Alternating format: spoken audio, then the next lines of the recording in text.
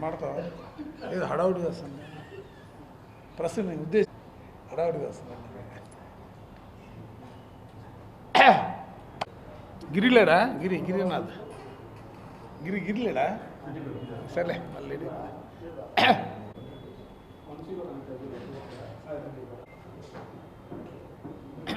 6,000 గోరుగా వస్తుంది.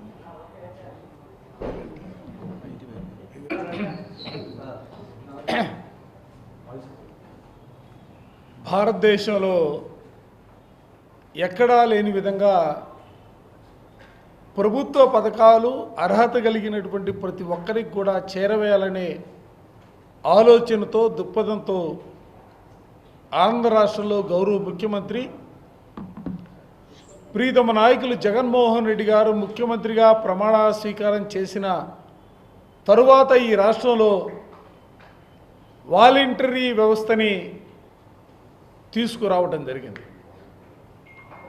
చదువుకున్నటువంటి నిరుద్యోగులు సమాజానికి సేవ చేయాలనే దృక్పథం కలిగినటువంటి యువకులందరూ కూడా ఏదో వేతనాలను దృష్టిలో పెట్టుకుని కాకుండా సమాజ సేవ చేయాలనే దృక్పథంతోనే వారందరూ కూడా ఇవాళ ఈ రాష్ట్రంలో వాలంటరీ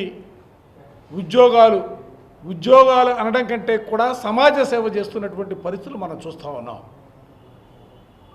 దురదృష్టం ఏంటంటే ఈ రాష్ట్రంలో ప్రతిపక్ష నాయకుడిగా 14 సంవత్సరాలు ఈ రాష్ట్రానికి ముఖ్యమంత్రిగా పనిచేశానని చెప్పుకునే వ్యక్తి 3 పర్యాయాలు ముఖ్యమంత్రిగా చేశా 40 సంవత్సరాల రాజకీయ ఇండస్ట్రీ అని పదే చెప్పే చంద్రబాబు నాయుడు ఈ వాలంటీర్ వ్యవస్థ మీద అడుగడుగునా కూడా వారిపైన అనేక రకాలుగా ఆరోపణలు చేసినటువంటి పరిస్థితులు కూడా మనం చూసాం. వారికి తోడుగా మరో పక్క ఈ రాష్ట్రంలో ఉన్నటువంటి అనేక ప్రతిపక్ష పార్టీలకు సంబంధించి కూడా అనేక మంది కూడా నిరాధారమైనటువంటి అనేక ఆరోపణలు చేస్తూ ఉన్నారు. చివరికి ఈ రోజున చంద్రబాబు నాయుడు కోర్టులో వేశారు. చంద్రబాబు నాయుడు ఎలక్షన్ కమిషన్కి పిటిషన్లు పెట్టారు. ఇవాళ ఆయనకి ఏజెంట్గా ఉన్నటువంటి వ్యక్తి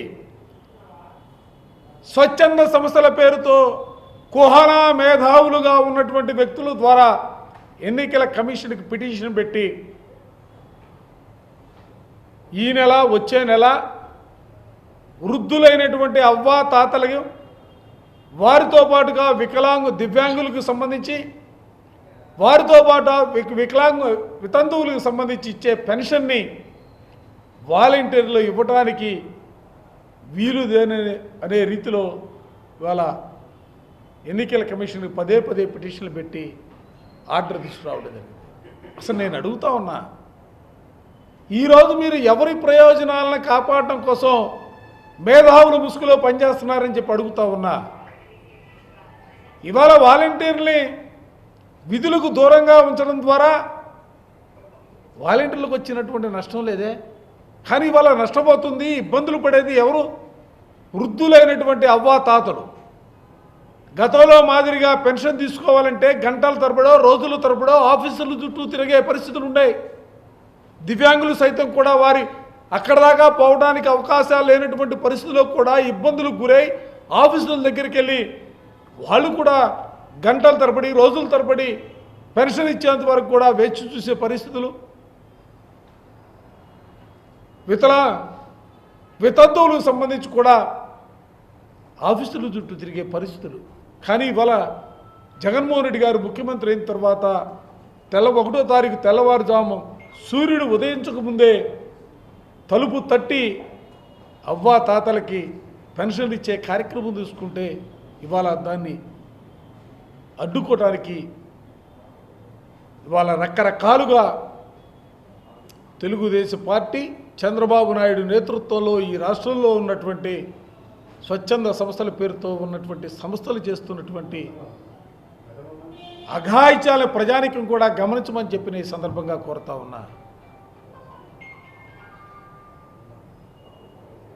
నేను ఎందుకు చెప్తున్నానంటే, ఇంతకు ముందు ఏ ప్రభుత్వ పథకం ఏ పథకం అయినా కూడా లబ్ధిదారులకి అందాలి అంటే జన్మభూమి కమిటీలకి డబ్బులు ముట్ట చెప్పాలా, లేకపోతే ఒంటి మీద పచ్చ చొక్కా వేసుకోవాలా, లేకపోతే ఇంటిపైన తెలుగుదేశం జెండా కడితే మాత్రమే ఆ రోజు ప్రభుత్వ పథకాలు లబ్ధిదారులకు అందాయి. నేను ఇవాళ మీ ద్వారా సూటిగా అడుగుతా ఉన్నా, ఇవాళ వాలంటీర్ల వ్యవస్థ వచ్చిన తర్వాత ఈ రాష్ట్రంలో 2019లో మీరు ఏ పార్టీకి ఓటు వేశారని అడగలా. 2024లో ఏ పార్టీకి మీరు ఓటు వేస్తారు, మాకు వేస్తారా వేయరా అని చెప్పి వైఎస్ఆర్ కాంగ్రెస్ పార్టీగా ఎప్పుడు కూడా ఏ ఒక్కరిని కూడా అడిగినటువంటి పరిస్థితిలే. కులం చూడాలా, మతం చూడాలా, ప్రాంతం చూడాలా, అర్హత కలిగినటువంటి ప్రతి ఒక్కరికి కూడా ప్రభుత్వం ద్వారా సంక్షేమ కార్యక్రమాలు పథకాలు అందజేయాలా. ఎక్కడా కూడా ఒక్క రూపాయి కూడా అవినీతికి చోటు ఉండకూడదు. పారదర్శకంగా ఇవాళ జగన్మోహన్ రెడ్డి గారి నేతృత్వంలో 4 సంవత్సరాల 11 నెలలు కావస్తా ఉంది. సుమారుగా ప్రతి పథకం కూడా పారదర్శకంగా ప్రతి పేదవాడికి అర్హత కలిగిన వాడికి అందజేసినటువంటి పరిస్థితులు ఉంటే, చంద్రబాబు నాయుడు ఆలోచన ప్రభుత్వాలు మంచి చేయకూడదు, పేదలకు సంబంధించి ప్రభుత్వాలు పేదలకు ఉపయోగపడకూడదనే ఆలోచనతోనే ఇవాళ వాలంటీర్లను అడ్డం పెట్టుకొని ఇవాళ ఇటువంటి విపరీతమైనటువంటి పోకట్లకి ముందుకు సాగుతూ ఉన్నారు. నిజంగా అసలు మీకు సిగ్గుందా అని అడుగుతా ఉన్నా. కరోనా వస్తే కన్న బిడ్డలు సైతం కూడా తల్లిదండ్రులకు దూరంగా ఉన్నటువంటి పరిస్థితులు ఉంటే, ఇవాళ వాలంటీర్లుగా ఉన్నటువంటి వ్యక్తులు సమాజ సేవ చేయాలనే తలంపు కలిగినటువంటి ఈ వ్యక్తులే ప్రతి ఇంటికి వెళ్ళారే, అవాతాతలను పలకరించారే, ఇళ్లలో ఉన్నటువంటి ఆరోగ్యానికి సంబంధించినటువంటి ఇష్యూస్ అని అడిగారే, ప్రభుత్వానికి సంబంధించినటువంటి కార్యక్రమాలు పథకాలు ఆ పథకాల ద్వారా వారికి ఉపయోగపడే విధంగా ఆయా కార్యక్రమాలు తీసుకెళ్ళి వాళ్ళకి తోడుగా ఉన్నారే. కన్న బిడ్డల కంటే కూడా ఎక్కువగా వాలంటీర్లు ఇవాళ ప్రజలతో మమేకమైనటువంటి పరిస్థితులు, కష్టకాలంలో ఉన్నటువంటి పరిస్థితులు ఇవాళ ఆంధ్ర రాష్ట్ర సమాజం కాదు, దేశంలో ఉన్నటువంటి అనేక రాష్ట్రాలకు సంబంధించినటువంటి ముఖ్యమంత్రులు కానీ ఇవాళ ప్రజలు కానీ ఆంధ్ర రాష్ట్రంలో ఉన్నటువంటి వాలంటరీ వ్యవస్థ మాకు కావాలని కోరుకున్నటువంటి పరిస్థితుల్లో ఈ విధమైనటువంటి పోకళ్ళకి మీరు పోతా ఉన్నారే అంటే వాళ్ళకు డౌట్ వచ్చేసింది. ఈ రాష్ట్రంలో వైఎస్ఆర్ కాంగ్రెస్ పార్టీని ఓడించడం ఎవరి తరం కూడా కాదన్నది తెలుగుదేశానికి తెలుసు, దాని మిత్రపక్షాలుగా ఉన్నటువంటి రాజకీయ పార్టీలకు తెలుసు.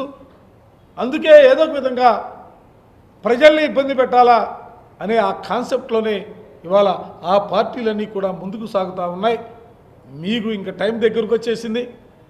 రేపు జరిగే ఎన్నికల్లో మీకు డిపాజిట్లు గల్లంతయ్యే రీతిలో ప్రజలు సమాధానం మీకు సరైనటువంటి గుణపాఠాన్ని ఓటు ద్వారా తెలియజెప్పే కార్యక్రమం మాత్రం తప్పనిసరిగా ఈ రాష్ట్రంలో జరుగుతుందన్న అంశాన్ని కూడా ఈ సందర్భంగా గట్టిగా చెబుతూ, ఇప్పటికైనా కూడా మనం ఏం చేసినా కూడా రాజకీయ పార్టీలుగా మనం ఏ కార్యక్రమం తీసుకున్నా ఏమి చేసినా కూడా ప్రజలకు ఉపయోగపడే విధంగా ఉండాలా, ప్రజల్లో జీవితాల్లో మార్పు తీసుకొచ్చే విధంగా ఉండాలి తప్ప ఈ విధమైనటువంటి ప్రజల్ని ఇబ్బందులు పెట్టే కార్యక్రమాలు మాత్రం చేస్తే చరిత్ర మాత్రం మిమ్మల్ని క్షమించదన్న అంశాన్ని సందర్భంగా చెప్తా ఉన్నా.